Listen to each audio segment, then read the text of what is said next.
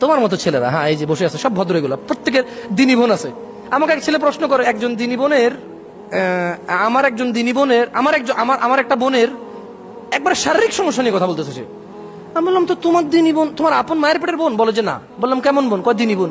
বললাম কেমন দিনী বোন? তোমাকে এরকম কথা বলতেছে, তুমি শুনছো, আবার এটা আমার কাছে বলতে আসছো? তুমি একটা কোমলমতি আমার ছোট্ট শিশু বোন, তাকে তুমি ঘর থেকে বের করছো, আর তারপরে তোমার যখন কয়েকদিন তার সাথে থাকা হয়ে গেছে, সব কাজকর্ম তোমার শেষ, আর একটা মেয়েকে দেখে বলতেছো যে লা লা লা লা লা হারাম, আমি আজহারি সাহেবের ওয়াজ শুনেছি, এগুলো হারাম, সো তুমি তোমার পথে আমি আমার পথে। এই মেয়েটা এখন তোমার জন্য ব্যাকুল হয়ে গেছে, সে তোমার সাথে কথা বলতে চাইতো না, তুমি তার সাথে 5 ঘন্টা কথা বলেছো, এখন এই মেয়ের সাথে তুমি একদম কথা বলা বন্ধ করেছো, মেয়ে একদিকে পাগল, তুমি তো আরেকজনকে নিয়ে খুশি আছো। সমাজের আজকে এই অবস্থা আমরা করে ফেলেছি। আমি মাঝে মধ্যে কিছু ওই যে প্রেম প্রীতি নিয়ে এগুলা নিয়ে কথা বলি, আমাকে প্রশ্ন করে যে হুজুর পিএইচডি করছে এগুলোর উপর, হুজুর কেমনে এত কথা জানে? আরে ভাই, তুমি আমাকে প্রশ্ন করো। শেখ, একটা মেয়ে খুব ভালো ছিল, বোরখা পরিহিতা, ওর চরিত্রে আমি আকৃষ্ট হই। চতুর্দিকে এত বেপরদা মেয়ে, এত খারাপ আজে বাজে মেয়ে, একটাই মাত্র আমার স্কুলে মেয়ে ছিল যে বোরখা পরে আসতো। ও নামাজও আদায় করতো, কারোর সাথে কথা বলতো না, অনেকে ওকে প্রেমপত্র দিয়েছে, আমিও ওর মধ্যে একজন ছিলাম। সবাই হাল ছেড়ে দিয়েছে, আমি ছাড়িনি। আমি একটার পর একটা আমার বোনকে দিয়ে, আমার অন্যান্য বান্ধবীদেরকে দিয়ে ওকে প্রেমপত্র দিলাম। তারপরে ও আমাকে বলল ও বেনামাজির সাথে সলাত আদায় করবেন, প্রেম করবে না। আমি সলাত আদায় করা শুরু করলাম শুধু ওকে প্রেম করার জন্য। ইন্নামাল আমালু বিন্নিয়াত হাদিসের মধ্যে যে আছে, যে হিজরত করলো কোনো মহিলাকে পেতে, আর যে হিজরত করলো আল্লাহকে পেতে, সে তাই পাবে যা সে নিয়ত করলো। দেখেন আজকাল ছেলে মেয়েরা প্রেম করার জন্য নামাজ পড়ে, আল্লাহ নবী 1400 বছর আগে তা বলে দিয়ে গেছে, এরই নামাজ ওই প্রেমকেই পাবে, কিয়ামতের কোনো কিছু পাবে না। যাই হোক, ওই যে বলে না হুজুর আপনি কিভাবে জানেন, আপনি কি আগে প্রেম করছেন নাকি? আরে ভাই, তোমার মতো ছেলেই আমাকে প্রশ্ন করতেছে। মেয়েটা আমার প্রেমের প্রস্তাব প্রত্যাখ্যান করার পর আমি সর্বোচ্চ চরিত্রর অধিকারী হলাম। সলাত, ভালো ভদ্র ব্যবহার, শালীন পোশাক আশাক, মাথার চুল কাটিং, সবকিছু নম্র ভদ্র করলাম। মেয়েটার সাথে আমি প্রেমে লিপ্ত হলাম। ও আমার সাথে কথা বলতে চাইতো না, আমি ওকে জোর করলাম। এক পর্যায়ে বললাম আত্মহত্যা করব, হাত কেটে ফেলবো।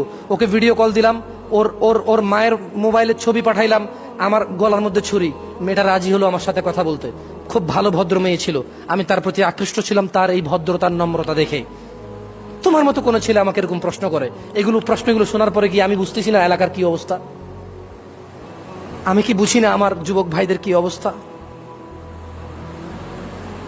ধর্মকে অবলম্বন করে একটা ছোট্ট কোমলমতি শিশু বাচ্চা বোন আমার, তার জীবন ধ্বংস করেছ।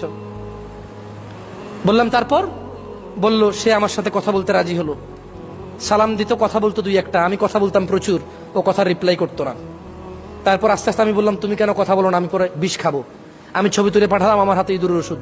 সে আমাকে আমার মোবাইলে হোয়াটসঅ্যাপে বা ফেসবুকে তার ছবি পাঠাইতে হবে। সে আমাকে ছবি পাঠাতে রাজি ছিল না। আমি বললাম আমি পানিতে ঝাঁপ দিব, ছাদ থেকে লাফ দিব। সে আমাকে ছবি পাঠালো। এভাবে 2 বছর লেগে যায় ওই মেয়ের সাথে আমার সহজ হতে। মেয়েটা খুব ভালো ছিল। বলেন তো মেয়েটা কি খারাপ ছিল? 14-15 বছর বয়স, 16 বছর বয়স, ছেলেটার বয়স 22-23 বছর। ও ফুসলাচ্ছে। হ্যাঁ, মেয়েটার একটা দোষ ছিল যে এর কথা চলে আসছে। প্রথম দোষটা ছিল যে এর সাথে প্রেম করার এগ্রি হওয়া, যে ভালো ছেলে হলে প্রেম করবে। বাট ছোট্ট মেয়ে, এই অপরাধটা করতেই পারে। কিন্তু এই তোমার মতো চালাক নামাজি দাড়িওয়ালা ছেলে, আহলে হাদিস বলো নিজেকে, না নিজেকে জামাতি বলো, তাবলিগি বলো, ফুরফুরা বলো, আটরশি বলো, মাইজ ভান্ডারি বলো, কওমি বলো, হ্যাঁ মাদ্রাসার ছাত্র বলো, ভদ্র ঘরের ছেলে বলো, তুমি এটা করছো।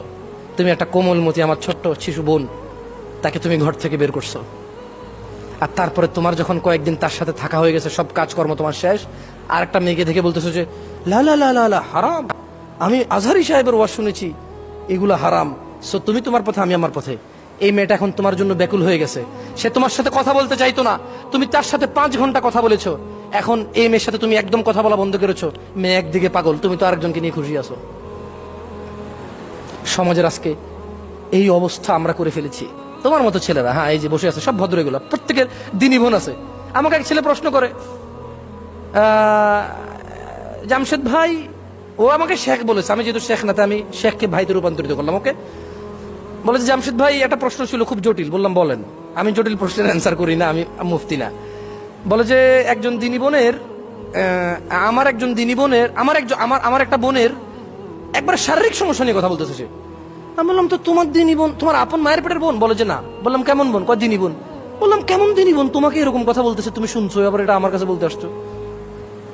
তুমি দিনী বোনকে হুজুরের নাম্বার দিয়ে দাও। দিনী বোন তোমার সাথে কথা বলতেছে তার মাসিক নিয়ে, তোমার সাথে কথা বলতেছে তার স্বামী, তার সাথে নাকি মানে সেক্সুয়াল ফিটনেস নাই, তোমার সাথে এগুলো বলতেছে, তুমি দিনী ভাই, সে দিনী বোন। ওই আমি 2 দিন আগে একটা স্ট্যাটাস দিছিলাম যে বর্তমান যুগে দিনী ভাইদের দিনী প্রেম ওই রকম ধার্মিকতা যেমন পায়খানা খুবই সুস্বাদু খাবার। যদি কেউ বলে যে পায়খানা খুবই সুস্বাদু খাবার, আমি বলবো যে ওকে, দিনী প্রেমিক আছে। যদি তুমি বলো যে না দিনী প্রেমিক পায়খানা সুস্বাদু না, তাহলে দিনী প্রেমিকও নাই। কিসের দিনী বোন বানাও, ভাই বানাও। তাহলে আমাদের লজ্জাস্থান কি করতে হবে? হেফাজত করতে হবে। কিন্তু আমরা যত বড় হুজুরি হয়ে যাই, যত বড় মোল্লা মুন্সি মুফতি হয়ে যাই, স্ত্রীদের সাথে থাকা বৈধ, ইভেন নেকির কাজ, ইভেন বৈধ এবং নেকির কাজ। আল্লাহ সুবহানাহু ওয়া তাআলা আমাদেরকে বুঝার তৌফিক দান করুক। আমি জানি না আজকে আপনাদেরকে কতটুকু বুঝাইতে পারছি আল্লাহ ভীরুতা নিয়ে।